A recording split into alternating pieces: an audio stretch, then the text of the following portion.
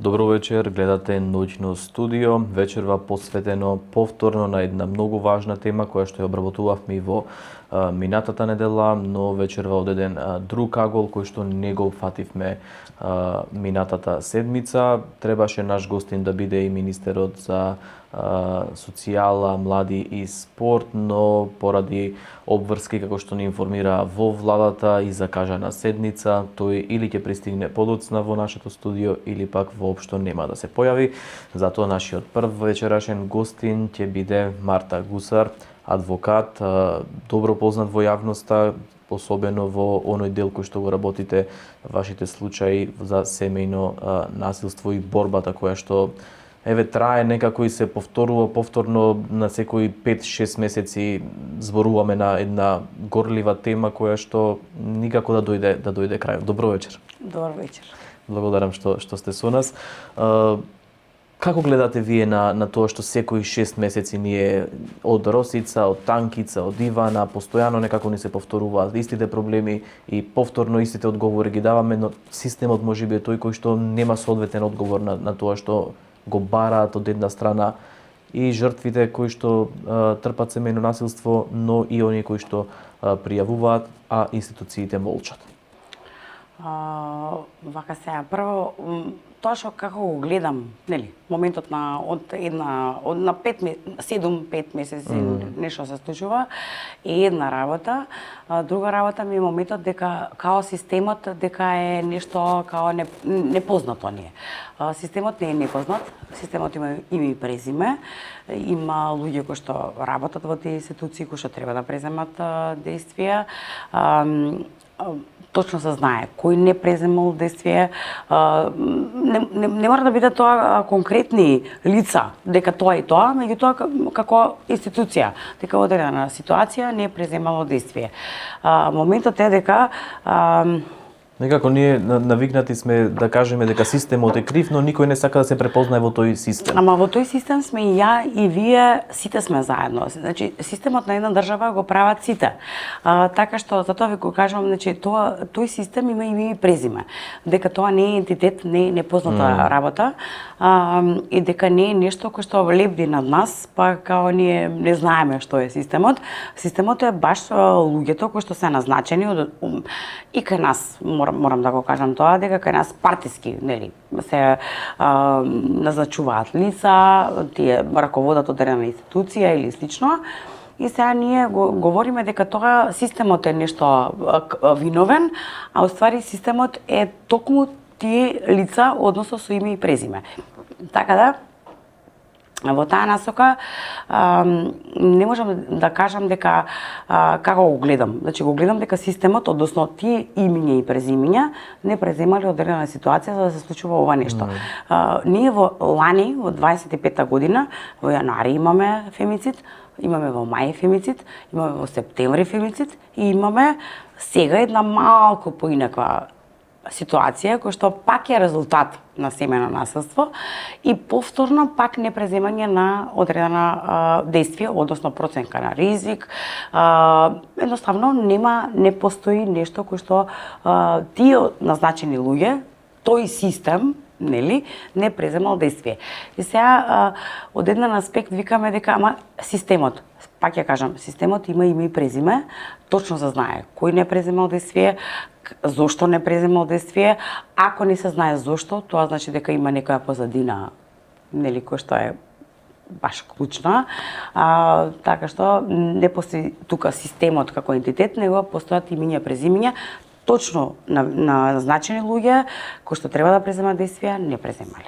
Да, но ги споменавте политичките партии, дека може да припаѓа на една или на друга, но кога ќе се случи инцидентот и кога ќе сведочиме и кога потоа ќе се објавуваат како требало да се постапи, зошто не се постапило, ќе бараме кој каде затаила, која институција не го сработила тоа што требало да го сработи, тогаш веќе политиката се губи таа смисла дека некој од нив кој што бил жртва припаѓал на одредена политичка партија, но и од двете имаме исходот е ист. Па не се согласувам. За да стигне до одредена последица, некој го штити.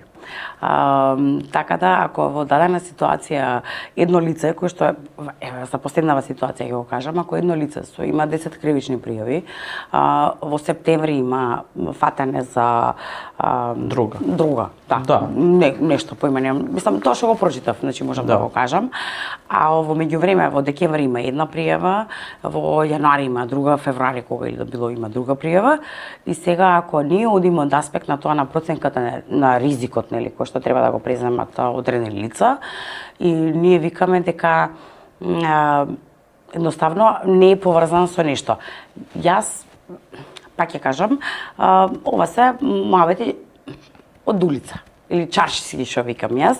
Ако тие муабети стигнале до тоа дека тоа одредено лице е на некој, да речеме, пак ќе кажам, јас немам ниту точна информација, ниту знам нешто да кажам, мислам буквално конкретно да кажам. Ако тоа лице, неговите родители биле нешто, ако не бил познат или близок со одредено лице, не знам каде, пак навлегуваме дека тука партијата е многу клучна работа и дека едноставно некој не преземал нешто како резултат на нешто. Сега, пак ќе кажам, значи морам да бидам предпазлива, нели, во коментирањето на сето ова, од аспект на тоа дека едноставно, доколку кажам одредени информации кои што ја ги знам, меѓутоа не ми се потврдени, нели, и слично, можам да одговарам, така да едноставно можам да кажам дека политиката кај нас во оваа држава е вклучена и влезана во сите сегменти на животот. Без оглед дали станува збор за семејство, дали станува збор за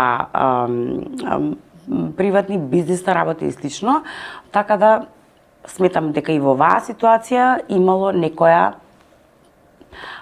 заштита, ајде да не кажам политичка позадина, нели, во таа насока, меѓутоа имало некоја заштита поради тоа што нешто било непознато. Имаше таму, мислам, низ ова што го прочитав изминатиот период, дека и девојката била конзумент на психотропни состанци, нели, дека нешто имало, меѓутоа немаме потврдени информации, нема никаква, нели, таква дијагноза или таква слично, меѓутоа сепак ниту една институција, ниту друга институција направила проценка на ризик да знае, нели, што се случува, како се случува, зошто тоа се случува, а од друга страна информациите кои што ги имаме во насока на тоа дека некој близок со некој и слично, и сега доаѓа до ситуација каде што викаме, чекај, можеби ова лице е заштитено од друг аспект. Да.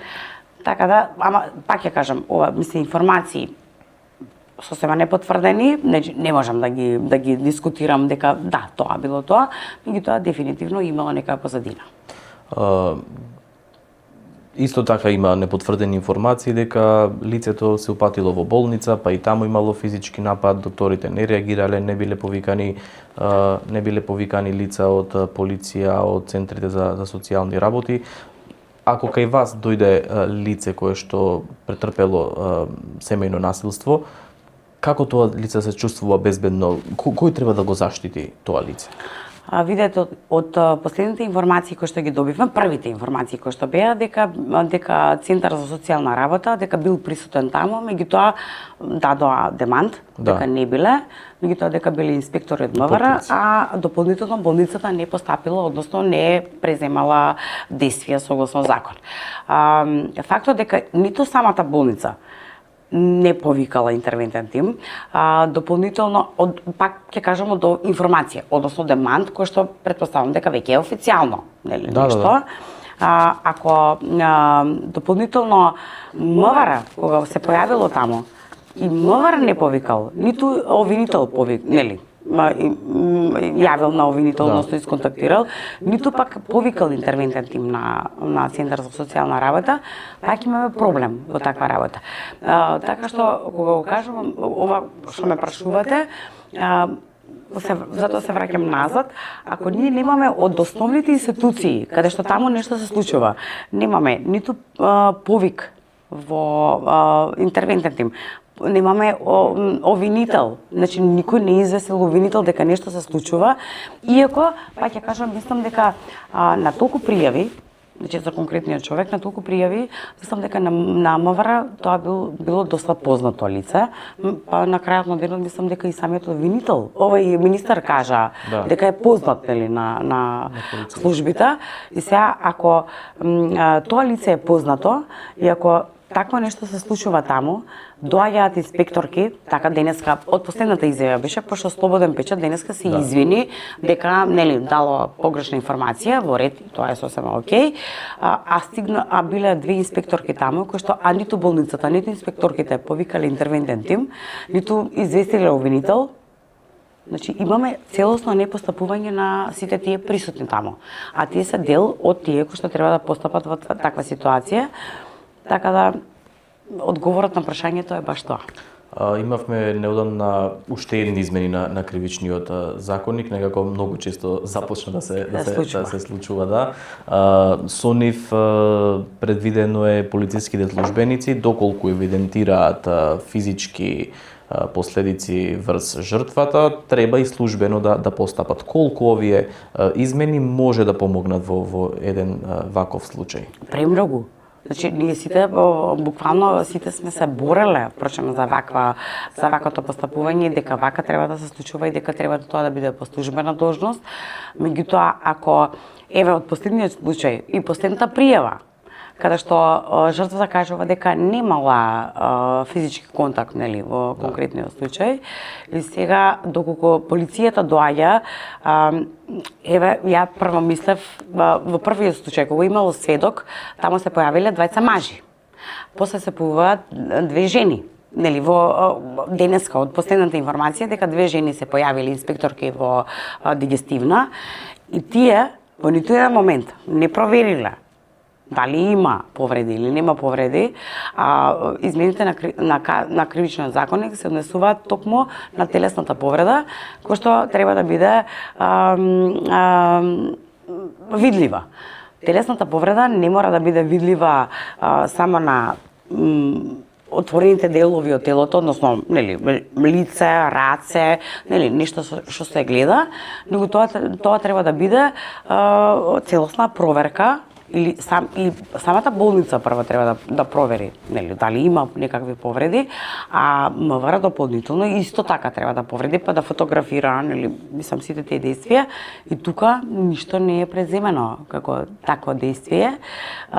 Затоа кажувам дека ако измените на КАЗЕ се во таа насока, како ние би знаеле дека има некоја телесна повреда, ако некој не е провери, нели, ако не е по закон дека треба да биде маж и жена, па да ја проверат, па да разговараат, па особено па во болница ако било, па докторите таму да проверат и таква работа, ако ние од таму не почнеме, како би очекувале дека тие измени на КАЗЕ би стигнале до одреден успех, односно до резултат конечен, дека нешто ќе се случи, сега го изменивме, сега ќе биде по службена должност. И значи добри имаме закони на хартија, но повторно примената е таа која што нема примена. Нема обучени, иако нема број, не знам, безбројни се обуките кои што сме ги направиле во поглед на МВР конкретно.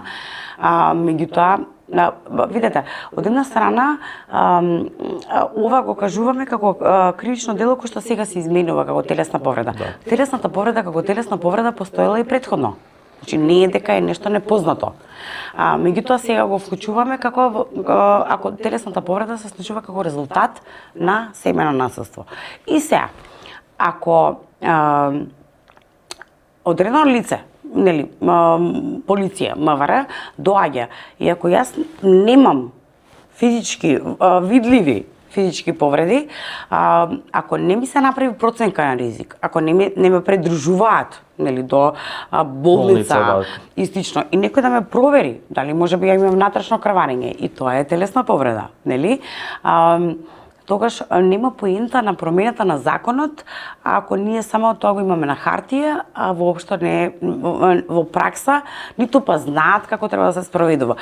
Поентата ми беше да кажам дека телесната повреда постои како дело оддамна, и ако ти во телесна таква повреда не постапувале на таков начин, зошто би очекувала дека сега ќе постапуваат во семено насилство? Исто е. Нема разлика. Едноставно нема разлика. Каде се децата во целата приказна и колку насилниците ги користат нив за да продолжат да ја напаѓаат и да штетат во жртвата? Сведоци сме дека во нашиот систем барем и кога се изречени мерки на забрана за приближување, тоа нема како да се контролира и многу често се злоупотребува. Видете, имаше една изјава на моја колешка, каде што баш онака го коментира тој момент, кога станува збор за деца, кога еден брак се разведува, нели се распаѓа и слично, еден партнерскиот однос е еден, родителскиот е друг.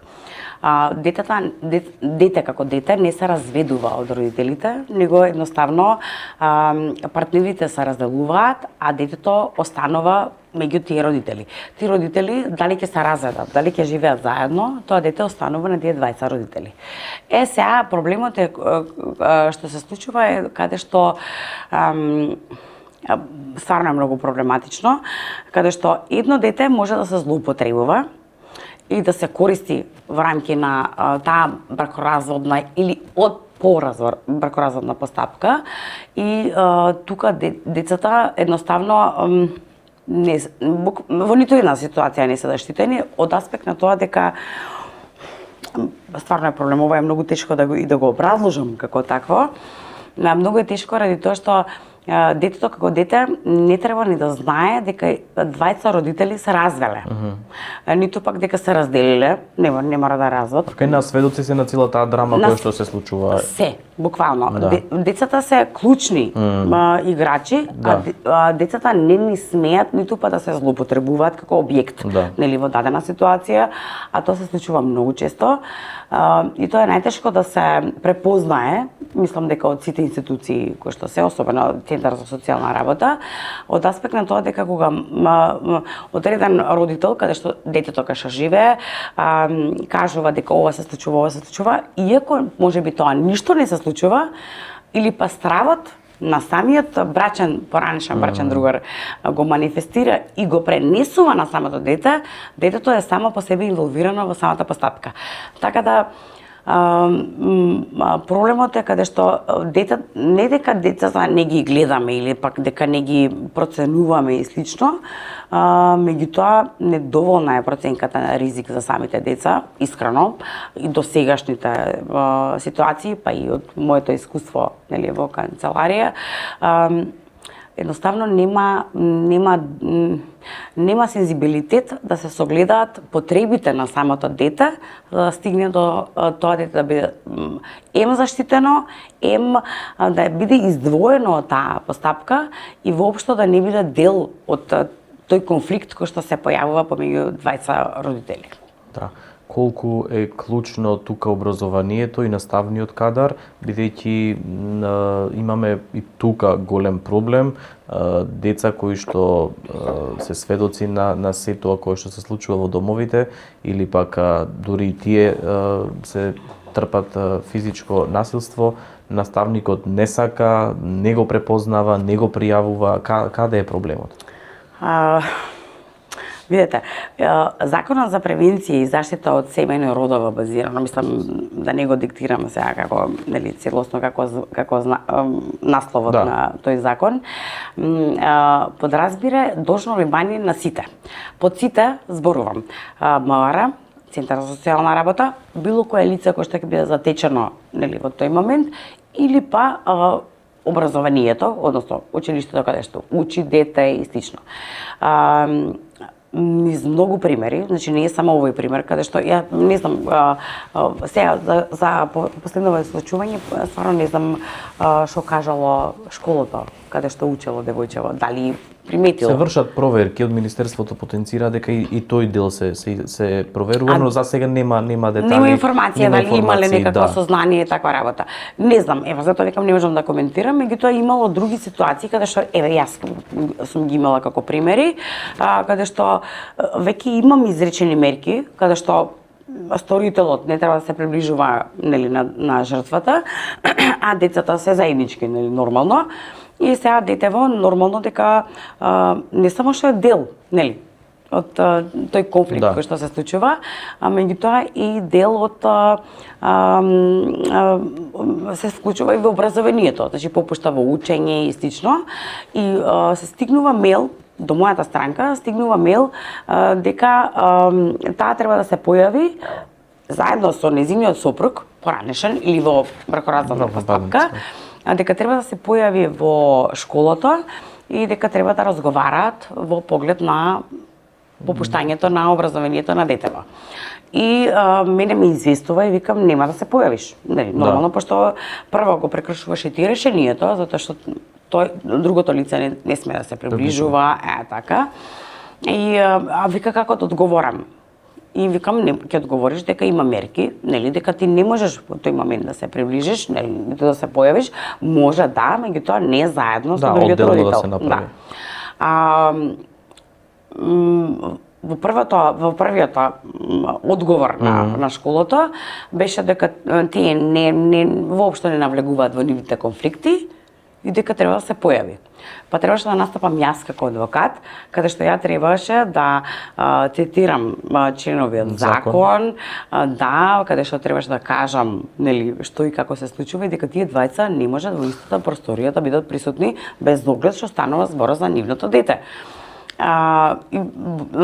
Не дека као закана, тоа не е закана, пошто ние сме адвокати, нели, кога потенцираме дека одредена состојба е погрешна и дека доколку би се случила таа состојба, нели, погрешна, ние би настапиле во судска постапка, тие го сметаат за закана. Не е тоа закана, едноставно еден совет од моја страна, каде што од овде натаму не може да доодите, до овде е таа ситуација, или кој што треба да биде, и едноставно вие треба да постапите по должно внимание. Принцип на должно внимание, кој што во законот е предвидено, има казни прекршочни доколку не постапите по тоа.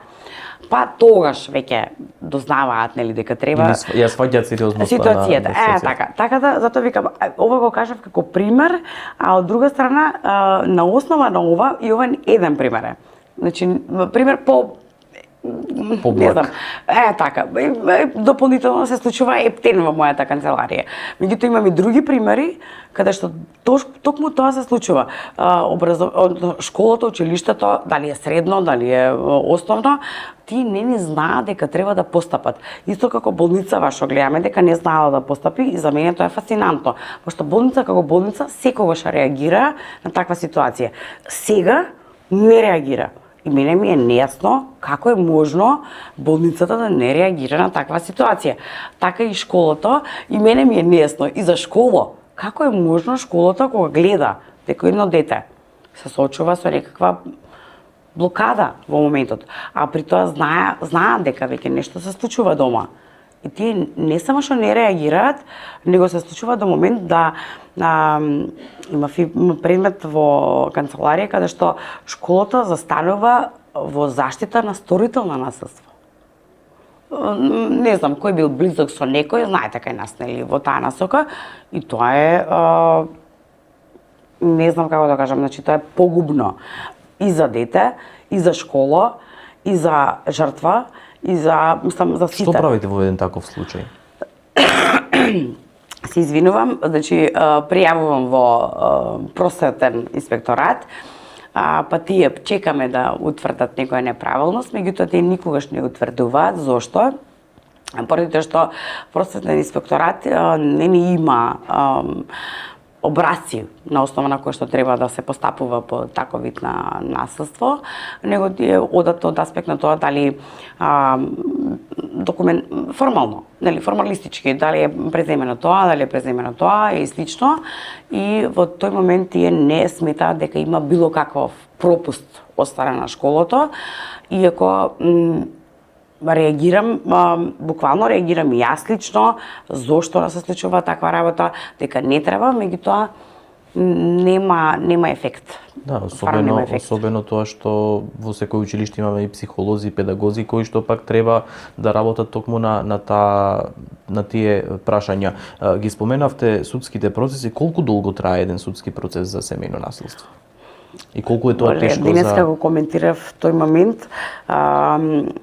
од законот за првиот закон кој што беше донесен во заштита на превенција и заштита на семено насилство, тогаш беше така. Роковите беа толку многу кратки и сега се кратки. Значи не постои долг период на постапување. Меѓутоа во тој период се уште немаше создадена пракса и ние сите го учевме законот да го спроведуваме. Меѓутоа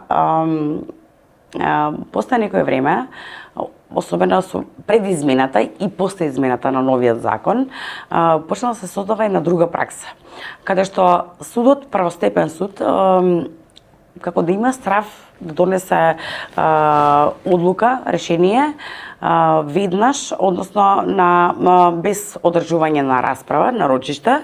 И зашто? Поради тоа што апелациониот суд им го враќа на повторно одлучување и им дава напастивија дека треба да се даде исказ и од страна на жртва и од страна на сторител. Мислам, не знам, стварно не знам зашто е таа пракса, меѓутоа првостепениот суд работи на база на норма, меѓу другото, и воопшто не сака да имат негативни поени, нели, кога некој, нели, повисокиот суд го враќа предметот. И сега во овој момент, без разлика, порано беше, ако Центарот за социјална работа поднесе предлог за изрекување на мерки, сметајќи дека тие преземале стручно-методолошка работа и слично, ако тие преземале, односно поднеле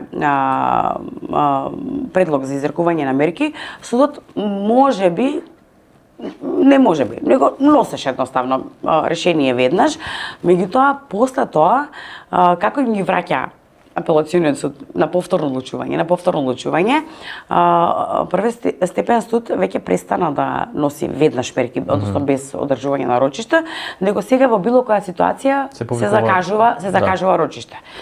Сега, ако одиме по роковите по закон, тие се многу кратки, тоа треба да биде 24-72 часа.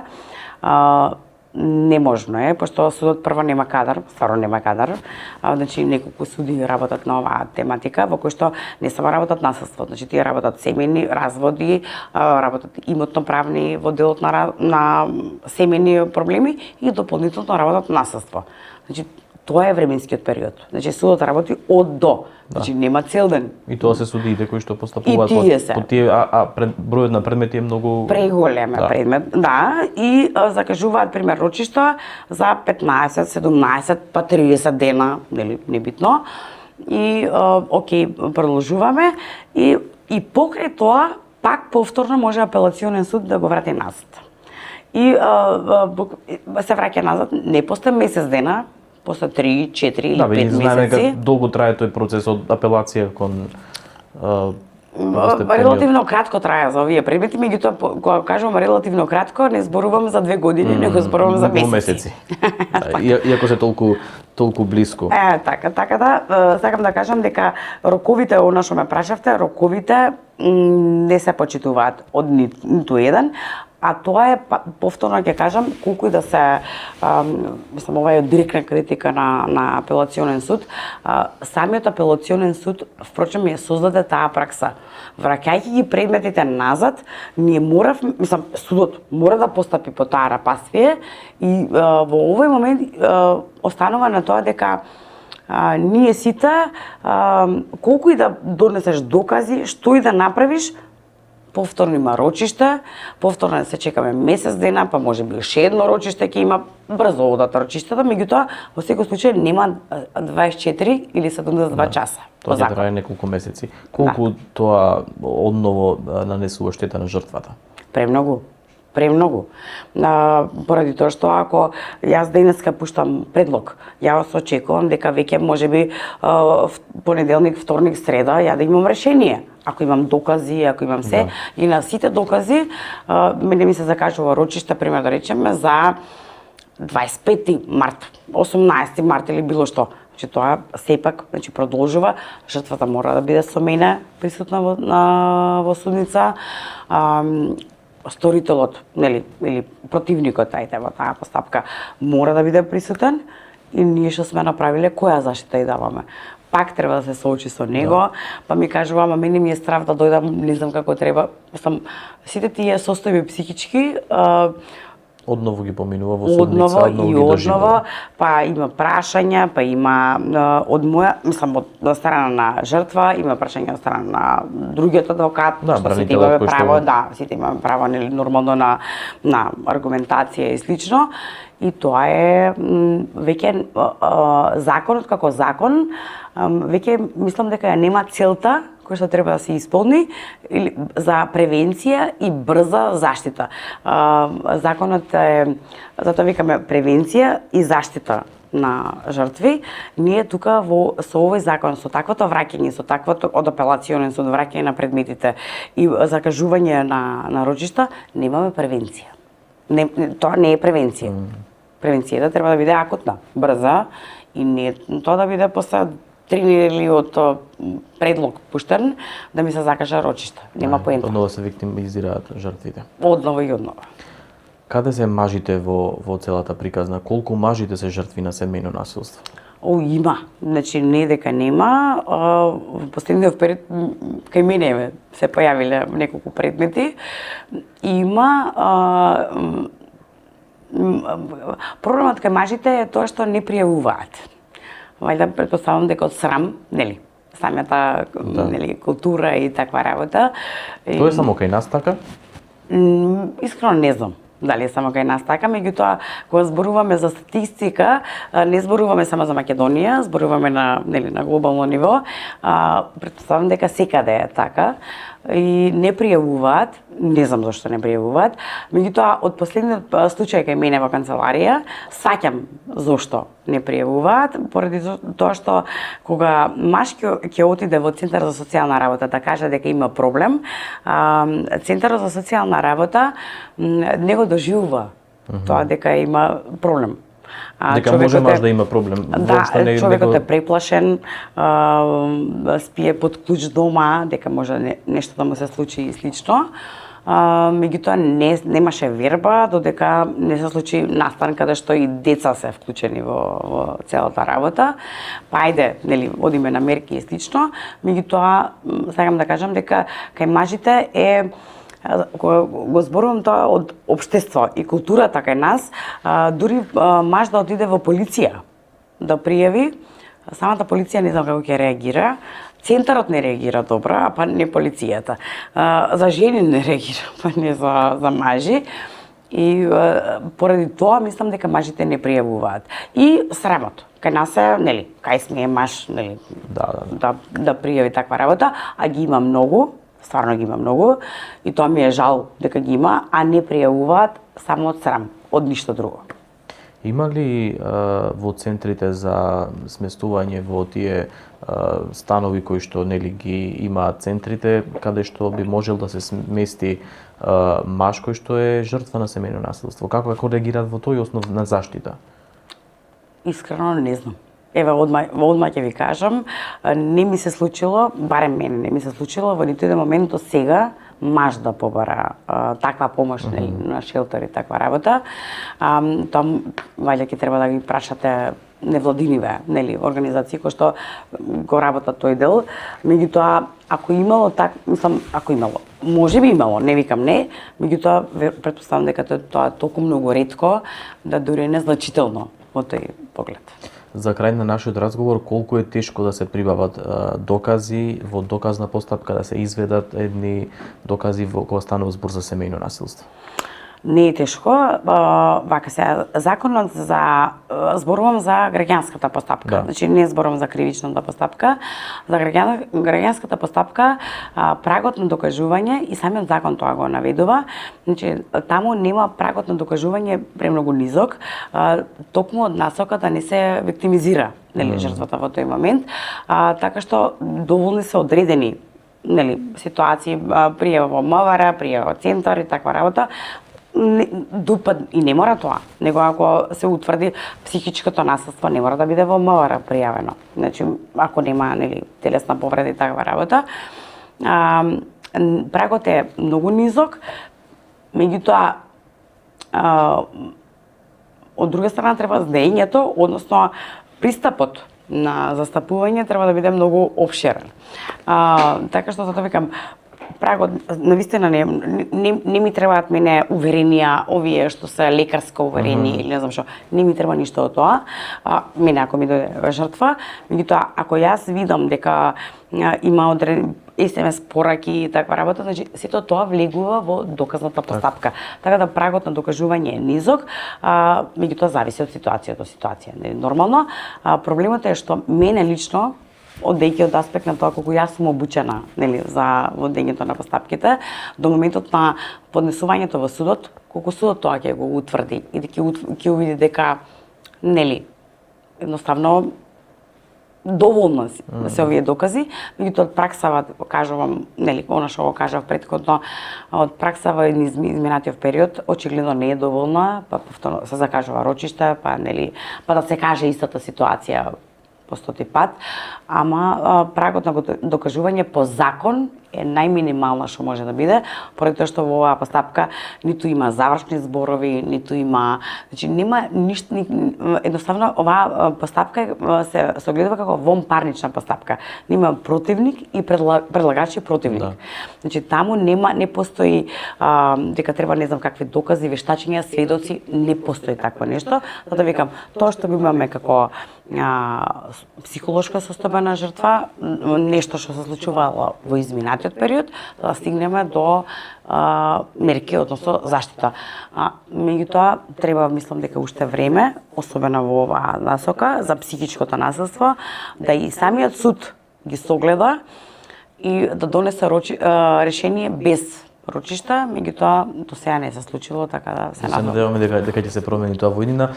Реков последно прашање, но ми се наметна уште едно и многу ме интересира, како се бранат кога ќе се соочат во судница, кои се нивните тези?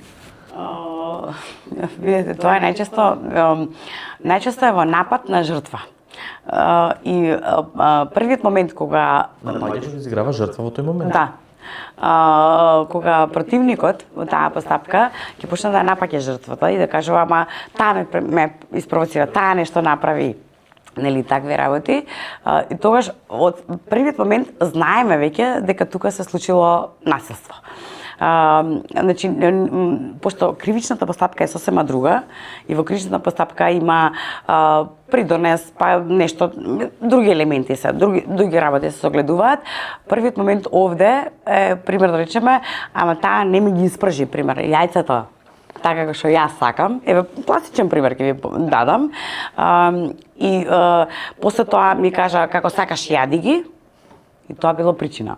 Така да сакам да кажам дека во тој момент, или па доколку не е толку експлицитно, дали како сега што го кажувам, на прашање, еве, да речеме од моја страна, на некое прашање, и тој почнува да избувнува, каде што она е крива. Тоа веќе знаеш дека тоа е тоа. Претежно е во напад на жртва. Значи, одбраната е дека таа е таа која што е виновна за таквото однесување. Ви благодарам многу за овој разговор. Благодарам. Адвокатката Марта Гуцар беше со нас во ноќно студио. Ви останете со нас, продолжуваме за кратко.